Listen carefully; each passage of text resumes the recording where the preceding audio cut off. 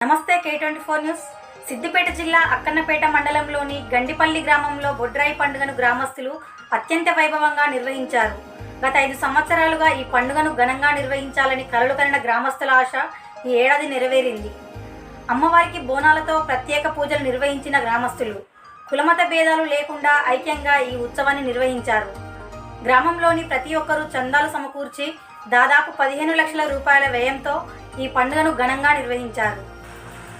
ఈ వేడుకల్లో గ్రామస్తులు కాకుండా చుట్టుపక్కల ప్రాంతాల నుంచి భక్తులు పెద్ద సంఖ్యలో హాజరయ్యారు. అమ్మవారికి అర్చకులు ప్రత్యేక పూజలు నిర్వహించగా గ్రామంలో పండుగ వాతావరణం నెలకొంది. స్థానిక పెద్దలు మాట్లాడుతూ గ్రామస్తుల ఐక్యతో ఇలాంటి వేడుకలు మరింత భక్తి శ్రద్ధలతో నిర్వహించాలని ఆకాంక్షించారు.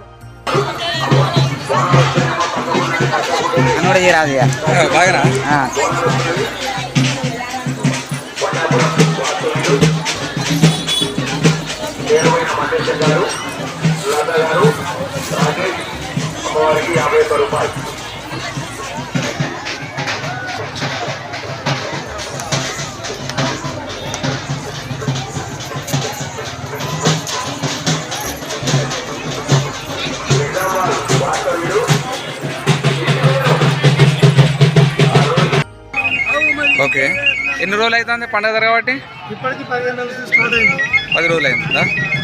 పోచమ్మ బోనాలు, పెద్దమ్మ బోనాలు, ఓకే. మళ్ళీ ఇప్పుడు ఈ రోజున బొడ్రాయి సారగమ్మ బోనాలు కూడా స్టార్ట్ అయింది. రేపు బేస్తవారం, రేపు ఘనంగా ఊరంతా పండుగ చేసుకుని సిద్ధంగా ఉన్నారు.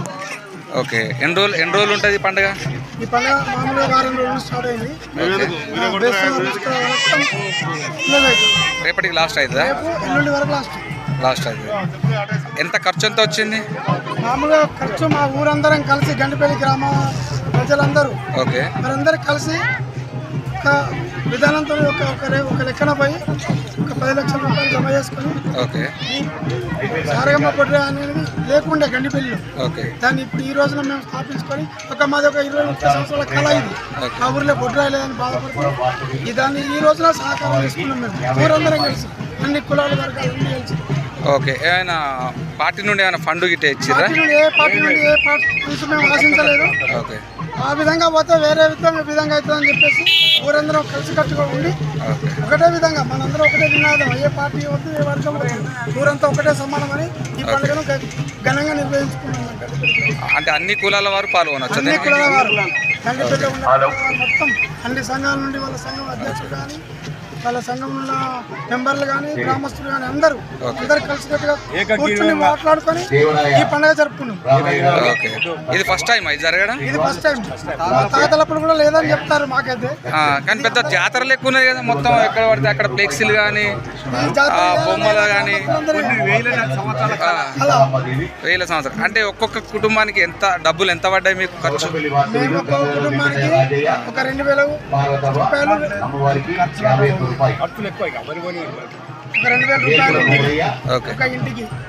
ఎంతమంది ఉంటే వాళ్ళు 2,000 దాని విధానాన్ని బట్టి వేసుకొని ఎవరి చందా లేకుండా, ఏ పార్టీల అభిప్రాయం లేకుండా, ఎవరి సహాయం లేకుండా ఊరి గ్రామస్తులమే ఊరి అందరూ కలిసి దాటిపైకి వచ్చి పండుగ చేసుకుంటారు. ఇప్పుడు ఇంకొకటి, ఆ ఊరోళ్ళు ఈ ఊరోళ్ళు రావద్దంటారు కదా, అది ఎప్పుడు? అది ఈ రోజు రాత్రి.